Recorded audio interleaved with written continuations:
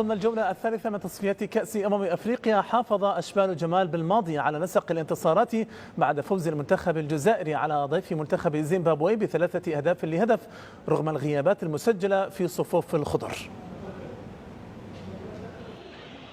عاد محارب الصحراء إلى البساط الأخضر بأهداف قريبة هي مواصلة سلسلة الانتصارات، وأخرى بعيدة هي الجري على عادة أي منتخب متوج بأن يحافظ على لقبه.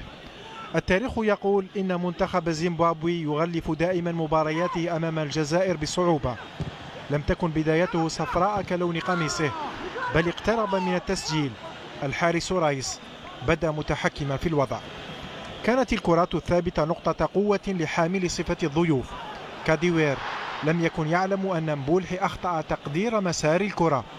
لم يستعجل المنتخب الجزائري رد الفعل، انتظر إلى غاية الدقيقة 31. سفيان فيغولي سدد الكرة، الحارس شتتها. بغداد استجمع كل تركيزه، وضعها بهدوء هدفا محاكيا معنى لقبه بونجاح. وضع بالماضي الهدف جانبا وبقي مركزا على التفاصيل. هناك في المناطق المفضلة لرياض دخل محرز في مرحلة البناء بالتمرير، قام بعملية المسح، ألغى دفاع زيمبابوي، بل وضع فيغولي أمام الهدف الثاني. سفيان كرر الفرحة من المكان الذي اختاره بغداد قبله. كان الشوط الثاني بالنسبة لزيمبابوي أشبه بمرحلة العودة. كلما وصلوا إلى المناطق الخطرة للمنتخب الجزائري مبولحي بدأ مسيطرا على مرماه.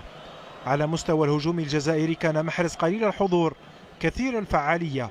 رياض بمجهود فردي بمساعدة المدافع لم يتوقف إلا وكرته في الشباك هدفا ثالثا. بقي المنتخب الزيمبابوي مصرا على تسجيل هدف بعد أن ابتعدت العودة في النتيجة. تينو كاديوير توج مجهوده بهدف التقليص. النتيجة انتهت بثلاثية في ثالث فوز تواليا.